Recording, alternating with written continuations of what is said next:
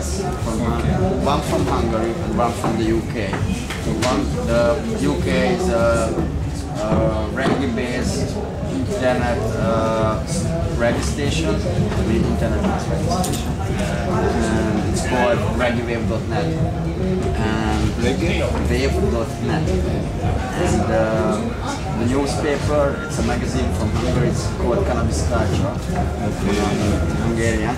And myself, because I am a tutor on a university teaching social workers on musical subcultures and different cultures which are related to musical subcultures.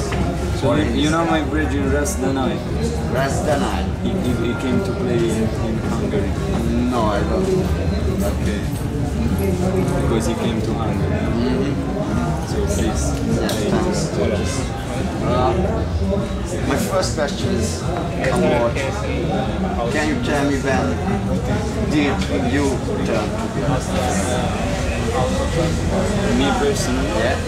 I was introduced, I mean, first and foremost, we as Rastafari children know that Rastafari is an inborn concept. So it's not really something that you convert to or you turn to be, but at a certain point in your life, you rediscover, you restore your inner I and I Rastafari self, and not just inner, because then it becomes of course your way of life and your conduct in flesh, just as the word became flesh, as it says in the Gospel of John, yes? So, practically speaking, around 15 years ago, but I want to make clear what it's a inborn concept. And why did you have to reconnect? What influence to go on that way? Well, it was not my choice. There is a sentence from Jesus Christ in the Gospel: you didn't choose me, I chose you. So this is clear. I mean, certain events happened in my life pointed me in a way that I could not resist in any way towards His Imperial Majesty, Haile Selassie I, in the Bible and the lineage of Rastafari, Ethiopia. And what can I say? It was not for me just reggae music. I mean, even if you reach that through reggae music, it's much more than merely reggae music. But in my case, it was through certain events in my life. Can you tell me about the House of Rastafari? Is it a movement, actually? Well, yeah, you could call it a movement too, but really it's a project that started specifically in order to represent the Rastafari divinity and to explain it to the people within the Rototom festival from the times it was in Italy, around I think 10 years ago. So it's not really a movement like you would say a mention or a way of Rastafari, because we just share with Rastafari people universally and with one and all. It's a project in order to express I vibe, I meditation to the people in the festival, and it's supported by two organizations, which is the Federation of the Rastafari Assemblies in Italy and the Exodus, which is Exodus Ethiopian Cultural Service, which is an association in Italy for the moral, spiritual and physical support of the Ethiopian people at home and abroad. And do you know probably how many Rastafarians or people who believes that they are Rastafarians living in Italy? I could not give you a number right now because one of the reasons we established the Federation of the Rastafari Assemblies in Italy is to organize and centralize the movement. Yet, we are in the process to organize from long time. I mean, at least maybe 20 years. People before me, of course, the elders. But this latter organization was established 1 year ago. So right now it's difficult to say how many Rastafari people there are specifically, but what I can say for sure, the movement is growing at an impressive rate, an impressive pace, because you don't have that great knowledge of the movement like in the United Kingdom, because of course, because for example in Italy, although there was it was truly a wicked colonial power, you know, through fascism and even before, but it was not a colonial empire, so there were not African people settling in Italy from then, like in the United Kingdom or even before, of course, for the United States or France. So most of the black people in Italy right now are first generation, and they are very much attached to their local traditions. But still now there is really an explosion of the movement in the last 5 years, I would say. What do you think? Is there any social reason for that more and more people attach to the movement? Well, there are social reasons, spiritual reasons, moral reasons, powerful reasons, because right now the people are sick and tired to live in a way that it doesn't give any answer, and they're searching for the answer, they're searching for the truth, for enlightenment, and they are reconnecting themselves to a clean way of life, a proper way of life, and Africa, Ethiopia is the way they are looking to, is the origin that they are looking to. And of course the Rastafari liberty is the revelation, according to my perspective, is the revelation of Almighty God in this time, so he's calling many more people, and it's just this time to grow and grow. And there is an interview from Robert Nesta Marley that it says he was in France at that time. It's very interesting because he said one day the whole world will be Africa, even France will be Africa. So the journalist was astonished. He said, how that? Because yesterday the whole world was Europe through imperialism, but this was achieved through violence and the use of weapons and killing and destroying. Now through Rastafari and through love, you know, through love, burning love, unconditional love, it will be the vice versa, you know, it will be that the whole world will be African. So African principles and ancient ways of life and liberty for one and all, and this has been revealed through the wonderful person of His Imperial Majesty. Well, it's in Hungary it would be a question which is not, we are not able to ask, but I'm going to ask here because we are in Spain, at least, not in Hungary. What is the movement's opinion on ganja? Well, of course it's a personal choice, so there is not really there are some common assumptions that every Rastaman will endorse. But this is different from the personal relation that you can have then with ganja. So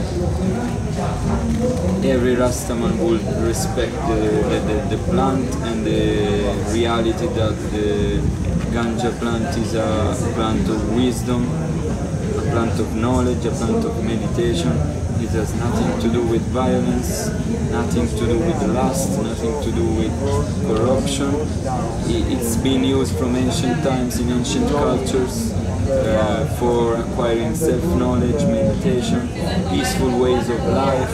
And we also know there is ancient tradition in Ethiopia, they still grow ganja in the monasteries, and it's called, there are three names in Ethiopia in the ancient languages, which is the herb of power, or the herb of prophecy, and the herb of the king. So this is I think the general assumption in the movement, and it's a reality. Apart from this, because it's a responsibility, and because it's powerful, and because it's important, it should not be trivialized.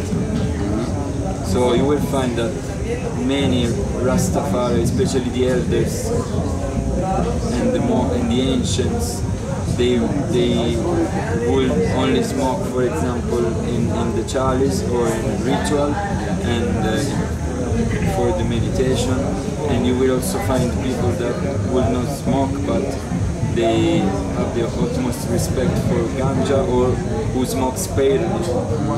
So really, I think Babylon is not able to penetrate this knowledge. You know? That's my question. I have Rastafarian friends in the UK, and they are artists as well. And is it important for Rastafarians if that ganja is legal or illegal? Make it a difference for Rastafarians. Well, of course,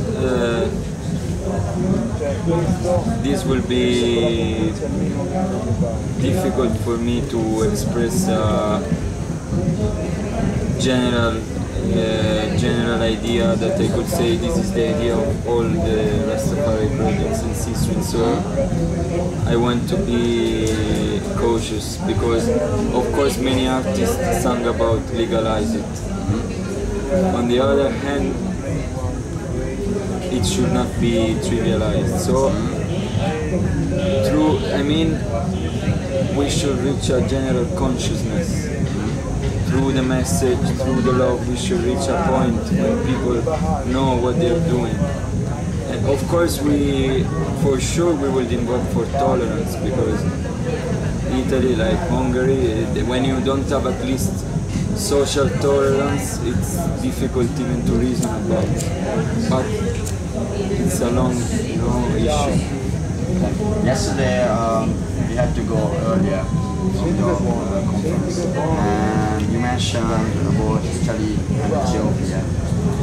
And I'm just wondering, what do you feel, and what do the Italians feel? Because they are probably one of the biggest enemy of Ethiopia. One of the biggest enemy of Ethiopia, and they invited twice. Yes. What do the Italian Rastafarians think about that? Well, there is a psalm in the Bible from King David, where the Father says to the Messiah, he says, "Sit at my right hand, that until that I may put your enemies as your footstool." So we were his enemies, and we are now the footstool of his feet, and this is our salvation, because to be at the footstool of his feet is sweet and joyful. It's not something, it is not destruction, it is salvation. I mean, we know we have this heritage, but we know we can, we know His Majesty redeem it.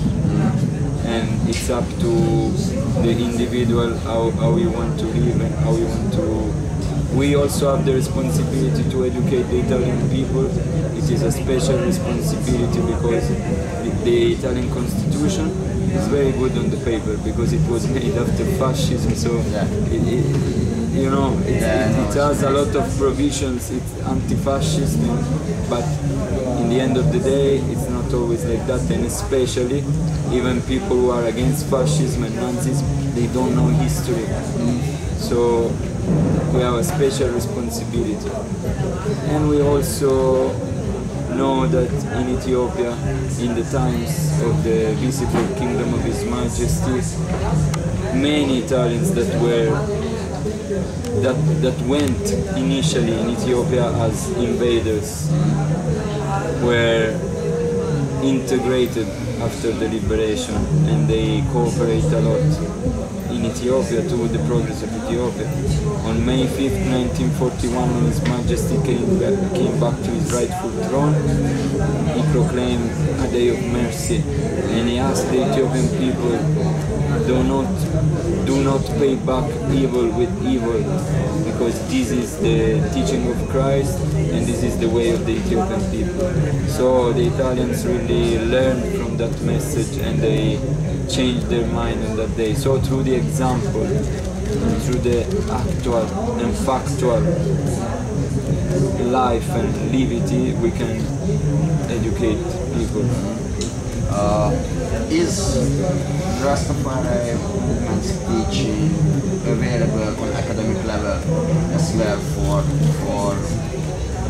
for people who can work with because I'm a social worker, I'm going to tell social workers that such a people can go to university to have a lecture on Rastafari movement. Do you know about that? You mean for people to go and learn? Or you mean on a university. Or you mean like, for example, me or somebody else to be invited? Go to the university and tutoring them, teaching them. Well, there is not such curriculum right now. And no one wanted to do that? I was invited a few years ago to speak at the University of Salerno in South Italy from a professor of anthropology, but as far as I know it was the only case that, I mean, we have people who educate even before me, much more learned than me, elders, but I think that was the only event of such kind. And then it was a self-teaching thing. When they have teach themselves, I mean they didn't plan to. Of course, all of us, yes. Yeah. But Rastafari is not something that you go and learn in university. Yeah, you can. It's good. I don't say we should not have a place there. We should, but still it's a complementary. You can't learn how to be a Rastaman on a university. You can learn about the history and culture, and it should be. Maybe we should introduce, but. I tried lots of times, believe me. I'm not a Rastaman, so I really love Hungarian sausage. Like, sorry for that, but I have a great respect for Rastafarian. I would say faith more than religion. Yes. Don't like that word. I have faith in the Almighty God. You can call him anytime, anyhow, actually. But I don't believe in religion, such as. Thank you very much. It was really interesting. Nice to you. And you stay, I think, till end of the festival. Yes. We are here in the House of Rastafari. We have, if you want to come and share anytime, feel free, feel welcome. We have Naya Bingi sessions every morning at 12 o'clock. If you want to record also. Or we can send you also a file because we record with microphone. Yeah, we actually can come down. Yeah, at 12 o'clock we are near being every morning. Alright. And we have, you know, many things, conferences, humanitarian activities. Maybe you would like to ask some question to the humanitarian activities for... Yeah, actually yes, because I didn't say it before, I have a sound system. And as a social worker working with homeless people, and I did some charity sound system shows in Hungary from 2005 till nowadays. Okay. And it is really interesting to me that what kind of social programs or projects you have, and why did you choose that kind of programs? Yes. Well, I would like that you leave me the information in the link, email, the website and everything. So Yeah, alright. And I can have more information also on you as a person and on your work. We are open to share and to share love and blessings, so we keep on communicating. And we can send more information also throughout. And especially I think because of your interest, you should take a moment to reason with the brethren that you saw at the conference. Yeah, the little. Araya, yes, the Rototom is the last stand in the... Yeah, alright. And Alright. he will explain you about his works. Alright. Thank you very much. Thanks.